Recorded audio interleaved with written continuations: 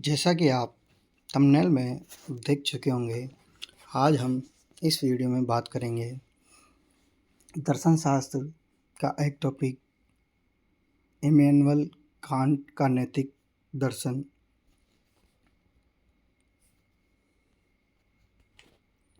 परिणाम निरपेक्ष नैतिकता से संबंधित सर्वोच्च मान्यता का विकास कांट के दर्शन में नजर आता है। जो परिणाम निरपेक्ष नैतिकता से संबंधित सर्वोच्च मान्यता का विकास है वो कांट के दर्शन में नजर आता है। इमैनुअल कांट का जन्म जर्मनी के कोनिग्सबर्ग में हुआ। कांट का जन्म जर्मनी के कोनिग्सबर्ग में हुआ। कांट की रुचि दर्शन शास्त्र के अलावा खगोल शास्त्र व नक्षत्र शास्त्र में भी थी। कांट की रुचि दर्शन शास्त्र के अलावा खगोल शास्त्र व नक्षत्र शास्त्र में भी थी। कांट ने मनुष्य के जीवन में संवेगों, भावनाओं व इच्छाओं को ज़्यादा महत्व नहीं दिया। इनके द्वारा प्रेरित कर्मों को कांट उचित नहीं मानता। कांट ने मनुष्य के जीवन में संवेगों, भावनाओं व इच्छाओं को ज़्यादा महत्व नहीं दिया। इनके द्वारा प्रेरित कर्मों को कांट उचित नहीं मानता। कांट ने मनुष्य के जीवन में धर्म के महत्व को स्वीकार किया है। जो इमैनुअल कांट है, उन्होंने मनुष्य के जीवन में धर्म के महत्व को स्वीकार किया है, किंतु किसी दैवीय शक्ति द्वारा प्रेरित कर्मों को कांट उचित नहीं मानता। इमैनुअल कांट के द्वारा कुछ प्रमुख पुस्तकों की रचना की गई है जो इम्पोर्टेंट है। General natural history of theory of heavens, general natural history and theory of heavens, critique of judgement, critique of pure reason, critique of practical reason, fundamental principle of metaphysics and moral. ये Kant की प्रमुख पुस्तकें हैं। Can't दर्शन में शुभ संकल्प क्या है? Can't का जो दर्शन है इमैनुअल कांट, उसके दर्शन में शुभ संकल्प क्या है? कांट अपने आप से पूछता है, इस संसार में ऐसी कौन सी वस्तु है जो अपने आप में शुभ है? कांट अपने आप से पूछता है कि इस संसार में ऐसी कौन सी वस्तु है जो अपने आप में शुभ है, जिसका शुभत्व देश काल, परिस्थितियों और मनुष्यों की इच्छाओं पर निर्भर करता है। कांट कहता है कि इस संसार में शुभ संकल्प ही अपने आप में शुभ है। जो इमैनुअल कांट है वह कहते हैं कि इस संसार में शुभ संकल्प ही अपने आप में शुभ है। इसका शुभत्व देश काल व परिस्थितियों पर निर्भर नहीं करता। शुभ संकल्प को स्वतः साध्य शुभ व निरपेक्ष शुभ भी कहा जा सकता है। शुभ संकल्प को स्वतः साध्य शुभ व निरपेक्ष शुभ भी कहा जा सकता है। संकल्प का संबंध मनुष्य की बुद्धि से होता है। जो संकल्प का संबंध है वो मनुष्य की बुद्धि से होता है, संवेगों, भावनाओं, इच्छाओं से नहीं होता। जो संकल्प है इसका संबंध मनुष्य की बुद्धि से होता है। कांट के अनुसार जो संवेग है, इमोशन है, उनका संबंध मनुष्य की जो बुद्धि है उससे होता है, संवेगों, भावनाओं और इच्छाओं से नहीं होता।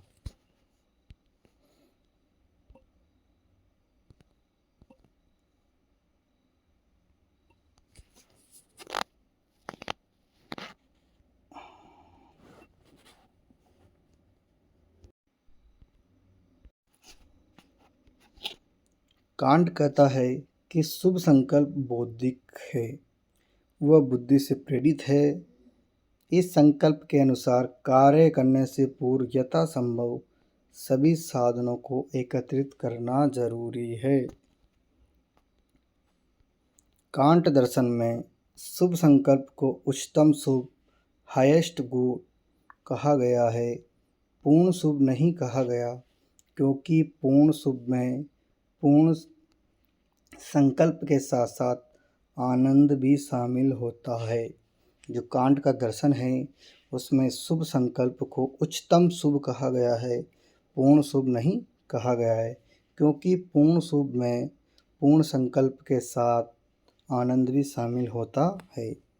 इस कारण कुछ विद्वानों ने कांट पर आरोप लगाया है कि कांट मनुष्य के जीवन में आनंद को बिल्कुल स्थान नहीं देता है, किंतु यह पूरी तरह सत्य नहीं है।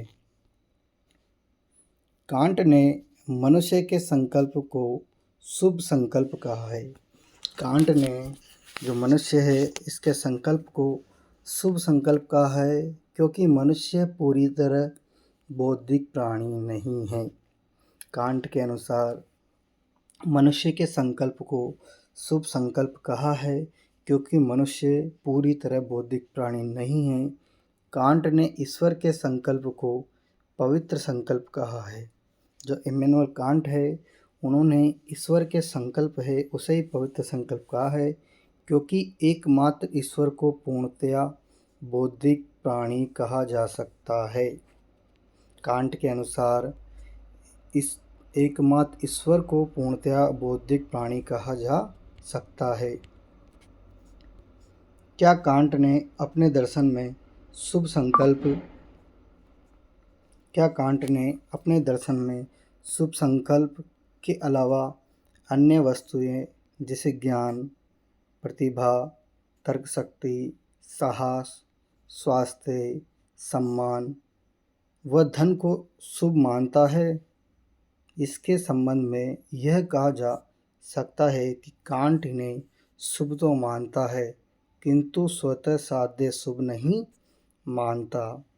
कांट कहता है कि इनका शुभत्व देश काल व परिस्थितियों पर निर्भर करता है। कांट कहता है, इमैनुअल कांट कहता है कि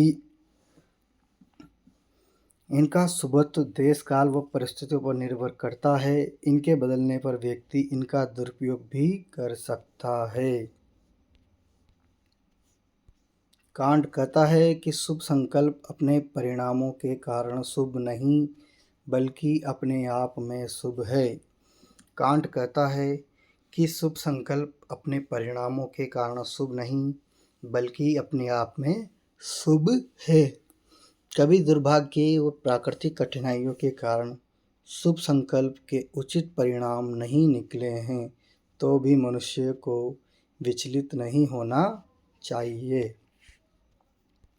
कांट दर्शन में कर्तव्य की चेतना से प्रेरित संकल्प को ही शुभ संकल्प कहा गया है।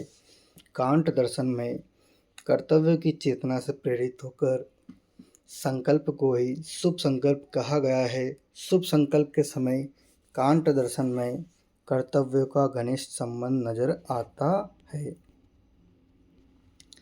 कांट दर्शन में कर्तव्य क्या है?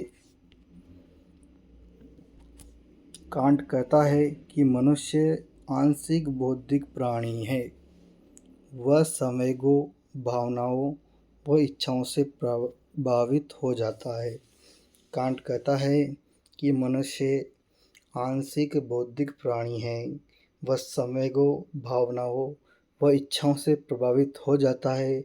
इस कारण उसे कर्तव्यों को चेतना से प्रेरित होकर कर्म करने चाहिए, क्योंकि कर्तव्य के अंतर्गत अनिवार्यता व बाध्यता पाई जाती है। कर्तव्य की परिभाषा देते हुए कांट ने कहा है कि नैतिक नियम के प्रति सम्मान की भावना से प्रेरित होकर कर्म करना ही कर्तव्य है। कांट के अनुसार कर्तव्य यह है कि नैतिक नियम के प्रति सम्मान की भावना से प्रेरित होकर कर्म करना ही कर्तव्य है। कांट ने केवल दया, सहानुभूति व परोपकार से प्रेरित होकर किए गए कर्मों को नैतिकता की दृष्टि से उचित नहीं माना है। इसका यह अर्थ नहीं है कि कांट मनुष्य के जीवन में दया, सहानुभूति व परोपकार से प्रेरित होकर किए गए कार्यों को कोई महत्व नहीं देता।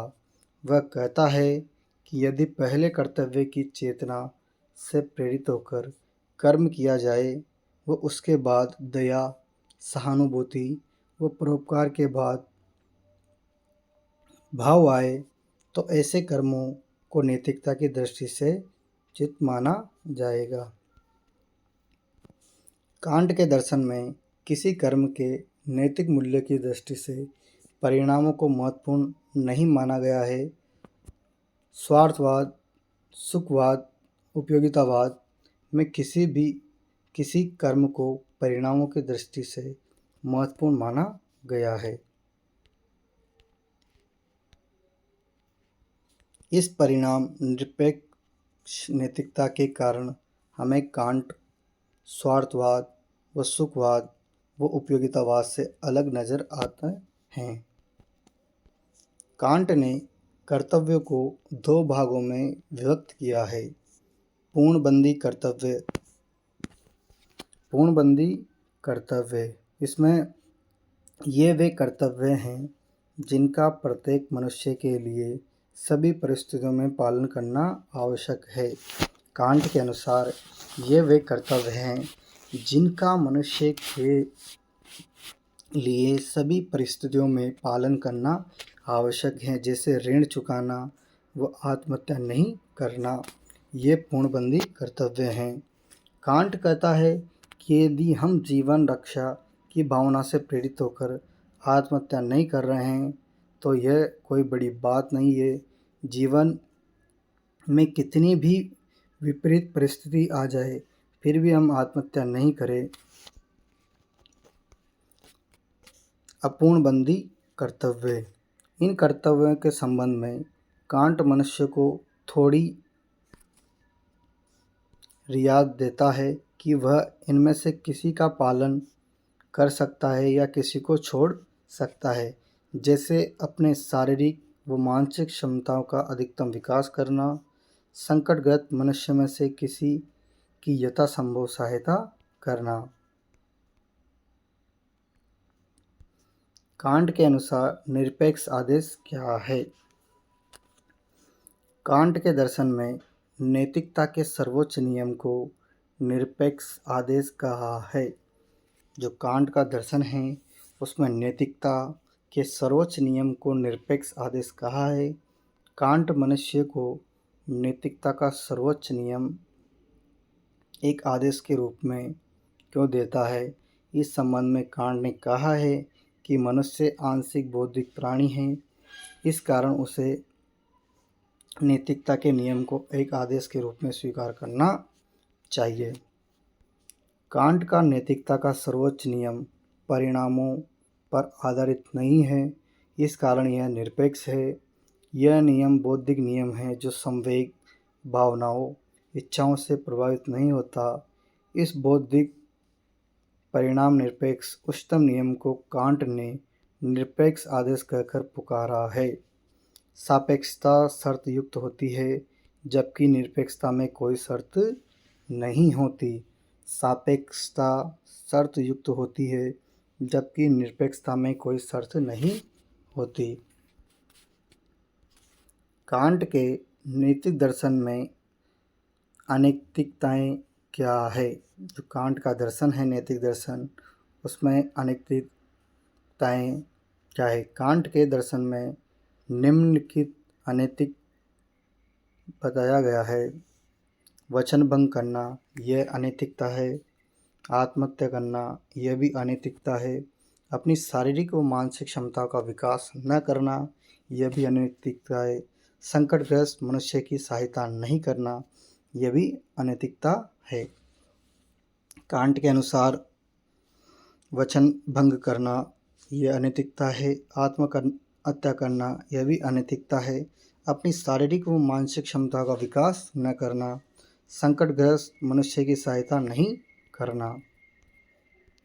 कांट के अनुसार नैतिकता के नियम क्या है? कांट ने नैतिकता के सर्वोच्च नियम निरपेक्ष आधार पर कुछ नैतिक नियमों का प्रतिपादन किया है। इन नियमों का पालन करना भी सभी मनुष्य के लिए अनिवार्य है। सार्वभौमिकरण का नियम। इस नियम ने कांट ने कहा है कि मनुष्य कर्तव्य की चेतना से प्रेरित होकर कोई कर्म कर रहा है तो वह कर्म सार्वभौमिक नियम के अनुसार होना चाहिए। सार्वभौमिक नियम किसी व्यक्ति विशेष की इच्छा पर निर्भर नहीं होता, बल्कि ऐसे नियम को अधिकांश मनुष्य एक सामान्य नियम के अनुसार स्वीकार करते हैं। मनुष्यता को साध्य मानने का नियम। जो मनुष्यता को साध्य मानने का नियम, इस नियम में कांट ने कहा है कि मनुष्य को स्वयं की व औरों के स्वतंत्रता व प्रतिष्ठा का पूर्ण सम्मान करना चाहिए। कांट ने इस नियम में कहा है कि मनुष्य को स्वयं की व औरों की स्वतंत्रता व प्रतिष्ठा का पूर्ण सम्मान करना चाहिए। अर्थात हमें औरों का केवल अपनी इच्छा की तृप्ति का साधन नहीं मानना चाहिए। कांट ने यह भी कहा है कि मनुष्य को सर्वप्रथम अपने सम्मान की रक्षा करनी चाहिए। स्वाधीनता का नियम। इस नियम के अंतर्गत कांट कहता है कि मनुष्य को नैतिकता के सर्वोच्च नियम पालन किसी बाहरी व्यक्ति के दबाव के कारण नहीं करना चाहिए। नैतिकता का नियम आत्म प्रेरित होना चाहिए, अर्थात मनुष्य को स्वतंत्रता प्राप्त होनी चाहिए। साध्यों के राज्य का नियम। इस नियम के अंतर्गत कांट ने कहा है कि प्रत्येक व्यक्ति अपने आप को एक ऐसे आदर्श राज्य का नागरिक समझे जिसमें प्रत्येक मनुष्य एक दूसरे को साधन नहीं मानकर साध्य समझे। इस नियम के अंतर्गत कांट ने कहा है कि प्रत्येक व्यक्ति अपने आप को एक ऐसे आदर्श राज्य का नागरिक समझे जिसमें प्रत्येक मनुष्य एक दूसरे को साधन नहीं मानकर साध्य समझे।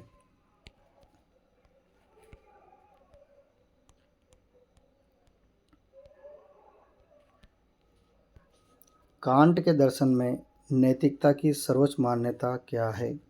कांट ने अपने दर्शन में नैतिकता की कुछ आवश्यक मान्यता बताई है। संकल्प की स्वतंत्रता, मनुष्य अपनी इच्छा अनुसार कर्म करना या नहीं करना। आत्मा की अमरता, कांट कहता है कि मनुष्य संवेग, भावनाओं व इच्छाओं को नियंत्रित करना चाहता है, किंतु आंशिक बौद्धिक प्राणी होने के कारण वह इन्हें एक जन्म में पूरी तरह नियंत्रित नहीं कर पाएगा। किंतु यदि मनुष्य को आत्मा की अमरता पर विश्वास होगा, वह यह भी विश्वास होगा कि उसके और भी जन्म होंगे, तो वह संवेग, भावनाओं व इच्छाओं को नियंत्रित करने का प्रयास करेगा। किंतु कांट का यह विचार पूरी तरह सत्य नज़र नहीं आता है। ईश्वर का अस्तित्व। इसके अंतर्गत कांट ने कहा है कि मनुष्य को ईश्वर के अस्तित्व पर विश्वास होगा तो वह नैतिकता के सर्वोच्च नियम का आसानी से पालन करेगा। इसके अंतर्गत कांट ने कहा है कि मनुष्य को ईश्वर के अस्तित्व पर विश्वास होगा तो वह नैतिकता के सर्वोच्च नियम को आसानी से पालन करेगा। कांट कहता है कि मनुष्य कर्तव्य की चेतना से प्रेरित होकर कर्म कर रहा है तो ईश्वर उसे आनंद देने का कार्य करेगा। तो सभी साथियों को अगर वीडियो पसंद आए, जो भी कंपटीशन की तैयारी कर रहे हैं सेकेंड ग्रेड SST से, अगर वीडियो पसंद आए तो वीडियो को लाइक करें, कमेंट करें वीडियो से संबंधित कोई डाउट हो तो कमेंट के माध्यम से पूछ सकते हैं और चैनल को सब्सक्राइब करें, वीडियो को ज़्यादा से ज़्यादा शेयर करें। जय हिंद, जय भारत।